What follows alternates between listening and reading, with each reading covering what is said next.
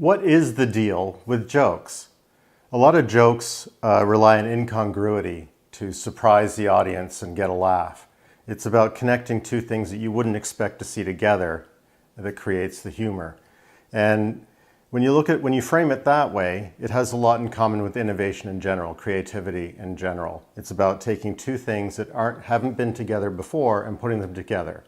And so that made me wonder if we could explain jokes using the idea generation technique, SCAMPER. So in this Repeatable Genius episode, I'm going to be looking at some of the funnier bits from Seinfeld and trying to find patterns in them that can be related to SCAMPER. SCAMPER, of course, I've spoken about SCAMPER in previous videos. It's an idea generation technique that came out in the 50s that uses each letter in the word SCAMPER to describe an idea generation catalyst. So for example, S is for substitute, C is for combine, and so on.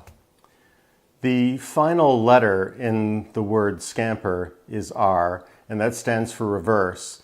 And reversals are often the funniest bits of the Seinfeld episodes, so it's good that that comes last. There's some good stuff there, and I throw in a couple of bonus reversals.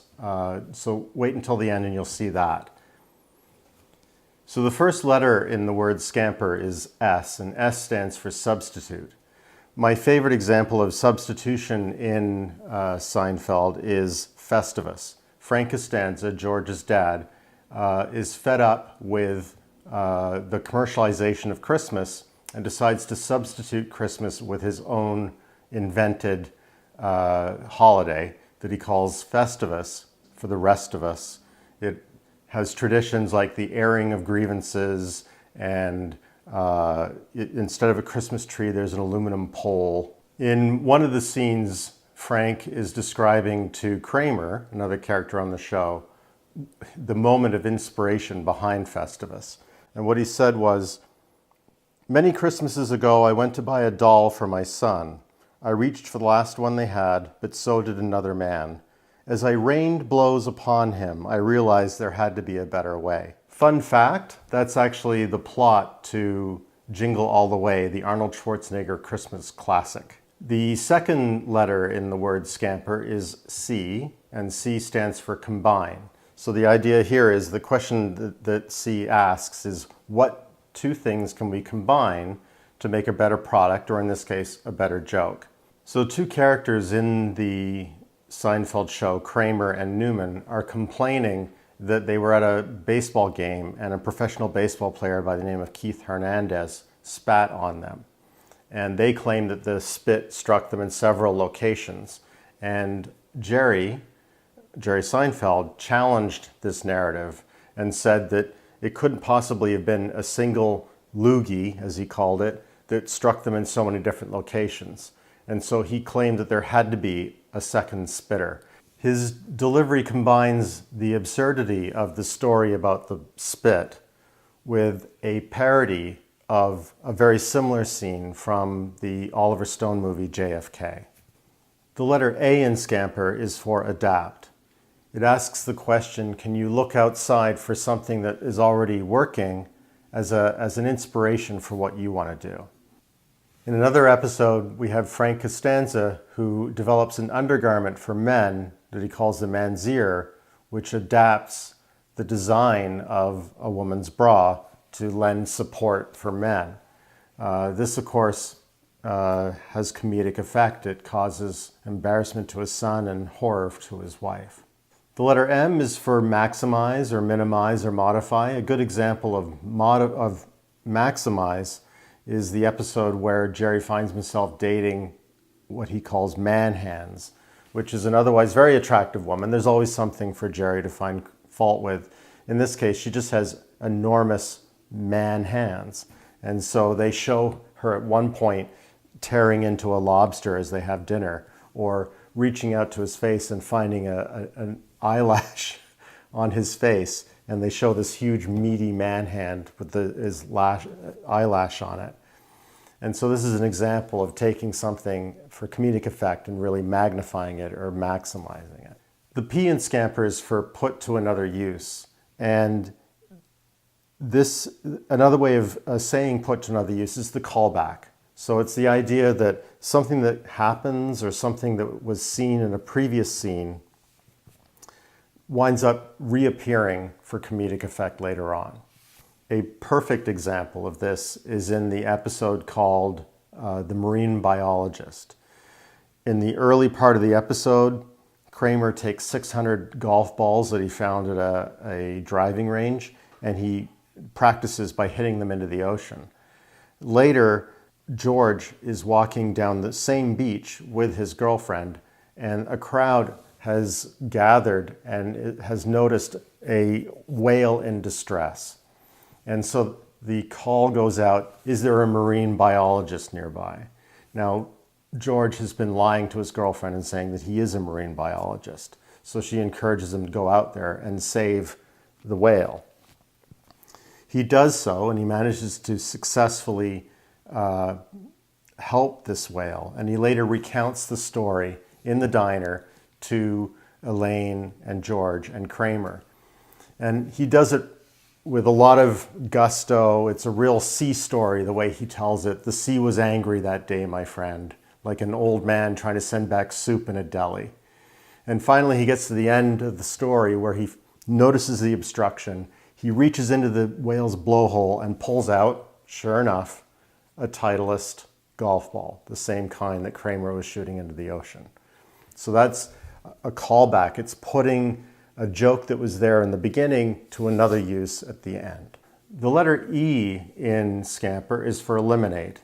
And the example that I found was the rather shocking way they eliminated George's fiancée.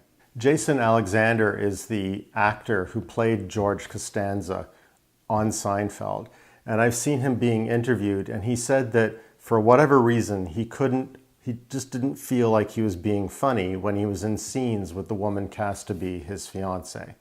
And he complained quite a bit about it. And finally, even though from outside observing the scenes, they were quite effective because they were supposed to be awkward. But he was just really having a hard time with it, and they finally capitulated and they said, okay, we'll write her out of the series. But they didn't just write her out, they made a joke out of it. They eliminated her with extreme prejudice. What they did was they had George, the character, pick the cheapest possible envelopes to send out the wedding invitations. And then as she was home alone preparing the invitations and licking the envelopes closed, she finally expired as a result of the poisonous glue that these cheap envelopes had. So now, last but definitely not least, we have R, which is for reverse.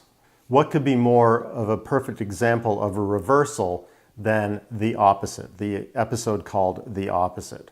At the beginning, George meets with Elaine and Jerry, and as he sits down, he complains about his life, how nothing has ever gone right for him. If he could do it all over again, he would do it all completely different. And from now on, he's going to live differently.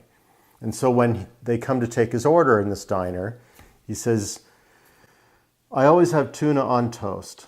Nothing's ever worked out for me with tuna on toast. I want the complete opposite of tuna on toast. Chicken salad on rye, untoasted, and a cup of tea.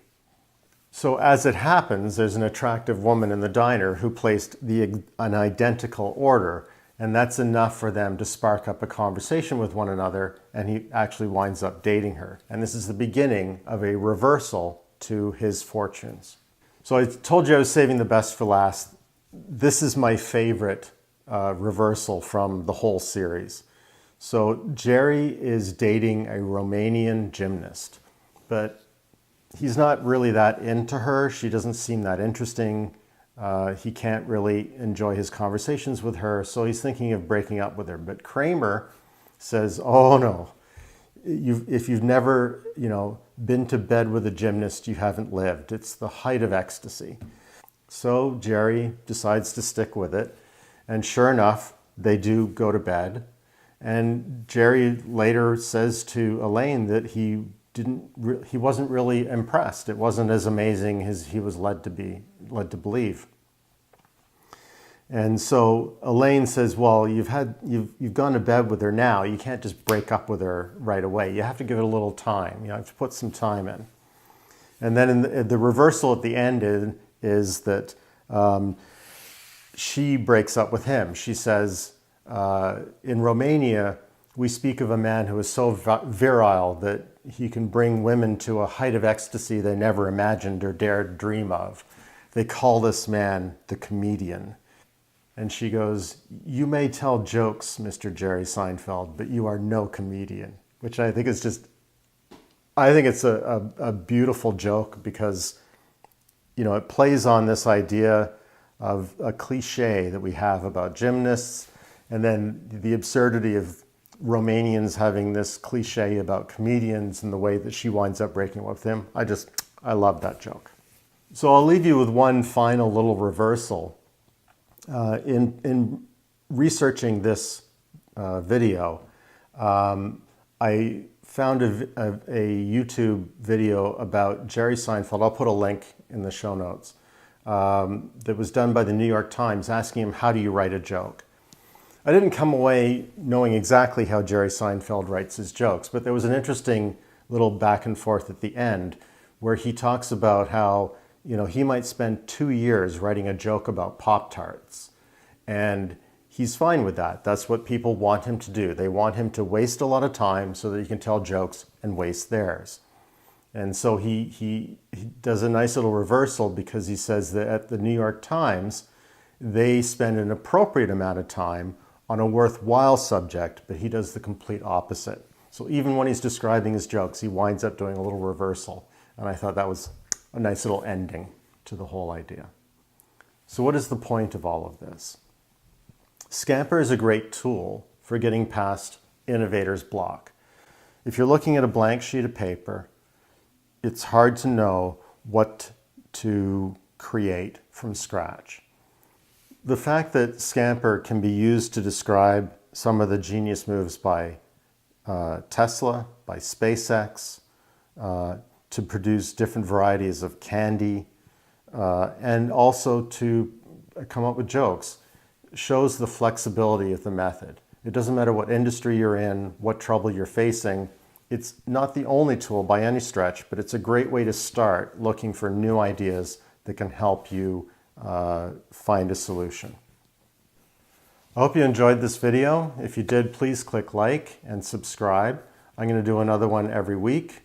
And if you have any comments, if you have any specific types of problems you'd like to see Scamper applied to, or any questions about innovation in general, I'd love to hear from you. Thank you.